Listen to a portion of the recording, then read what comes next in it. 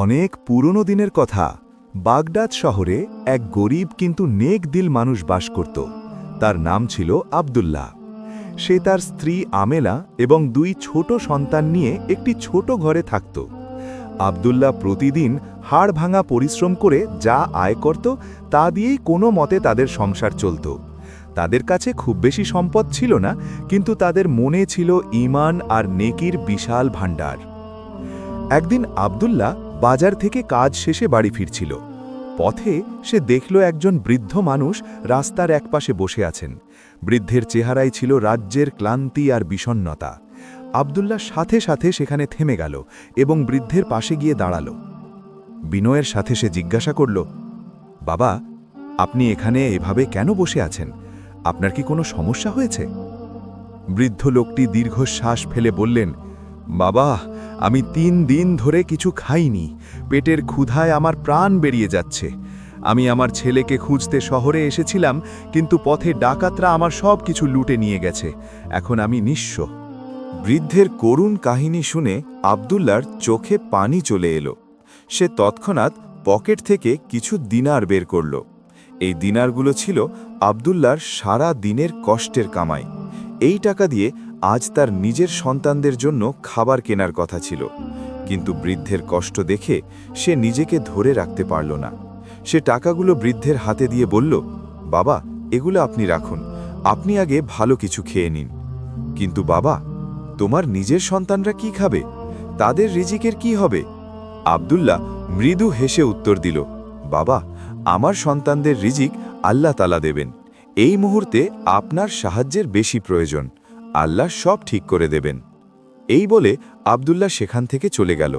বৃদ্ধ লোকটি আকাশের দিকে হাত তুলে দোয়া করতে লাগলেন, হে আল্লাহ, এই নেককার মানুষটিকে তুমি সব সময় সুখে রেখো এবং তাকে তার এই মহানুভবতার উত্তম প্রতিদান দিও।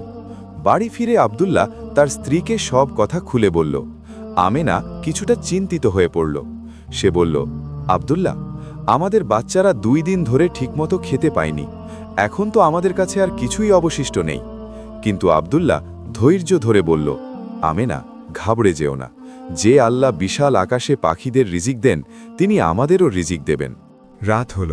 বাচ্চারা ক্ষুধার্ত অবস্থায় কান্নাকাটি করছিল।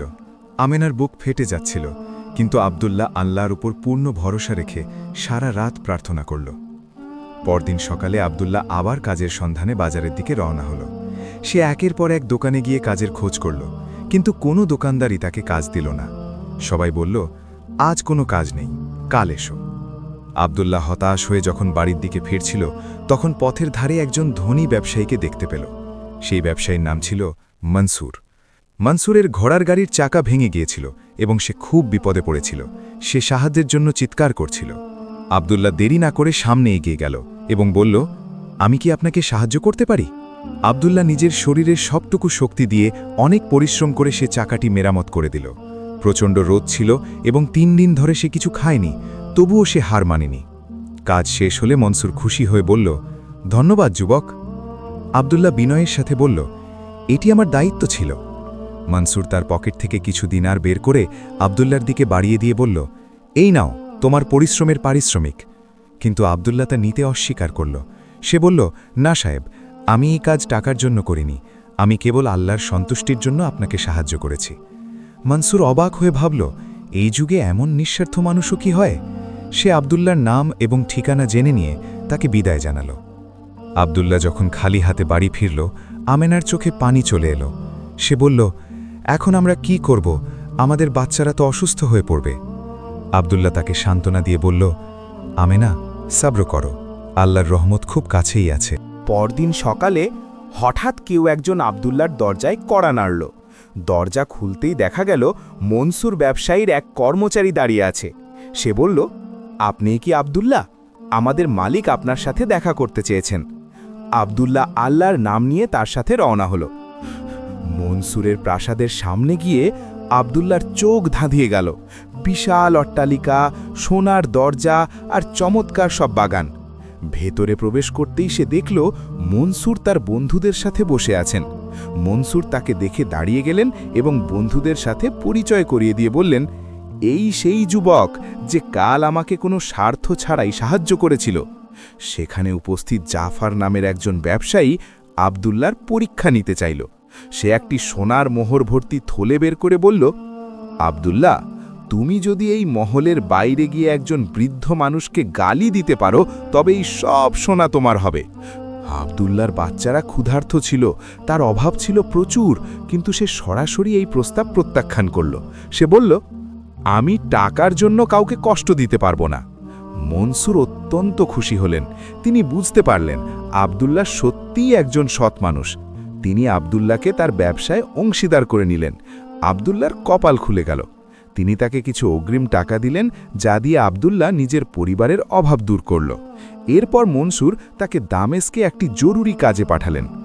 যাওয়ার পথে আব্দুল্লাহ একটি সরাইখানায় থামল। সেখানে সে একজন অসুস্থ মুসাফিরকে দেখতে পেল। মুসাফিরটি পানির জন্য চিৎকার করছিল। আব্দুল্লাহ তাকে নিজের পানি পান করালো এবং সেবা যত্ন করে সুস্থ করে তুলল। সেই মুসাফিরটি ছিল একজন বড় হেকিম বা ডাক্তার। সুস্থ হয়ে তিনি আব্দুল্লাহকে কিছু দুর্লভ ভেষজ ঔষধ উপহার দিলেন। যখন আব্দুল্লাহ দামেস্কে পৌঁছালো তখন সে শুনতে পেল বাদশার মেয়ে দীর্ঘদিন ধরে অসুস্থ এবং কোনো ডাক্তার তাকে সুস্থ করতে পারছে না। আব্দুল্লাহ সেই হেকিমের দেওয়া ভেষজ ঔষধ নিয়ে রাজপ্রাসাদে গেল। রাজবৈদ্যরা প্রথমে তাকে বিশ্বাস করতে চায়নি, কিন্তু বাদশাহ তাকে সুযোগ দিলেন। আশ্চর্যজনকভাবে সেই ঔষধ দেওয়ার কিছুক্ষণ পরেই রাজকুমারী চোখ খুলে তাকালো এবং সুস্থ হয়ে উঠল। বাদশাহ খুশি হয়ে আব্দুল্লাহকে অনেক ধনসম্পদ দিতে চাইলেন, কিন্তু আব্দুল্লাহ এবারও বলল, আমি এই কাজ আল্লাহর সন্তুষ্টির জন্য করেছি, আমার কোনো পুরস্কারের প্রয়োজন নেই। বাদশাহ তার মহত্ব দেখে অবাক হলেন এবং তাকে সম্মানের সাথে অনেক উপহার দিয়ে বিদায় করলেন। ফেরার পথে একদল ডাকাতের হাত থেকে একটি কাফেলাকেও রক্ষা করল। এভাবে আব্দুল্লাহ যখন বাগদাদে ফিরে এলো তখন সে আর আগের সেই গরিব আব্দুল্লাহ ছিল না। সে এখন একজন অত্যন্ত সফল এবং ধনী ব্যবসায়ী। কিন্তু এত সম্পদ হওয়ার পরেও তার মন আগের মতোই সরল ছিল। সে প্রতিদিন অভাবী মানুষের সাহায্য করত। একদিন বাজারে সেই প্রথম বৃদ্ধ লোকটির সাথে আব্দুল্লাহর দেখা হলো, যাকে সে তার শেষ সম্বলটুকু দিয়ে দিয়েছিল। আব্দুল্লাহ তাকে জড়িয়ে ধরল। তখন এক অলৌকিক ঘটনা ঘটল। সেই বৃদ্ধ লোকটির রূপ পরিবর্তন হয়ে গেল। তিনি আসলে ছিলেন একজন ফেরেশতা। তিনি আব্দুল্লাহকে বললেন, আব্দুল্লাহ, তোমার জীবনের প্রতিটি কঠিন পরিস্থিতি ছিল আল্লাহর পক্ষ থেকে এক একটি পরীক্ষা। তুমি প্রতিটি পরীক্ষায় জয়ী হয়েছ। তুমি নিজের ক্ষুধার কথা চিন্তা না করে অন্যকে খাইয়েছ, তাই আল্লাহ তোমাকে দুনিয়া ও আখেরাতে সম্মানিত করেছেন। এই ঘটনার পর আব্দুল্লাহ তার পুরো জীবন মানুষের সেবায় উৎসর্গ করল। সে বড় বড় এতিমখানা আর মাদ্রাসা তৈরি করল। যখন তার মৃত্যুর সময় ঘনিয়ে এলো, সে তার সন্তানদের ডেকে বলল, হে আমার সন্তানেরা, মনে রেখো, ধন সম্পদ চিরস্থায়ী নয়। কেবল তোমার সৎ কাজ বা নেকিই তোমার সাথে যাবে। সব সময় আল্লাহর উপর ভরসা রেখো এবং মানুষের সেবা করো। যখন আব্দুল্লাহ মারা গেল তখন পুরো শহরের মানুষ তার জানাজায় অংশ নিল। সবাই তার মহানুভবতার কথা স্মরণ করে কাঁদছিল। তার কবরে লিখে দেওয়া হলো, এখানে সেই আব্দুল্লাহ শুয়ে আছে যে নেকি করেছিল এবং আল্লাহ তাকে তার প্রতিটি কাজের উত্তম প্রতিদান দিয়েছেন। এই গল্প থেকে আমরা শিখতে পারি যে নেকির ফল আল্লাহ অবশ্যই দেন, কখনো এই দুনিয়ায়, আবার কখনো পরকালে। সব সময় আল্লাহর উপর বিশ্বাস রেখে মানুষের ভালো করতে থাকলে সফলতা একদিন আসবেই। প্রিয় বন্ধুরা, আশা করি আজকের এই ভিডিওটি আপনাদের ভালো লেগেছে। এই গল্পটি আপনাদের কেমন লেগেছে তা কমেন্ট করে অবশ্যই জানাবেন। এই ধরনের আরও শিক্ষামূলক ভিডিও পেতে আমাদের চ্যানেলটি সাবস্ক্রাইব করে রাখুন। আমাদের সাথে থাকার জন্যে আপনাদের সবাইকে অসংখ্য ধন্যবাদ।